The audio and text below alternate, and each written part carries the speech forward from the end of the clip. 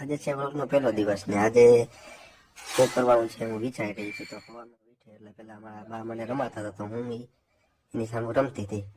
પછી કેટલી ઘડી રમ્યા પછી મને યાદ આવ્યું કે આજે શું કરવું છે એમ વિચારતો હતો અને રમતો હતો. હું થોડી ખાડી થઈ તો મમ્મી કાકાએ મારો ફોન લઈ લીધો.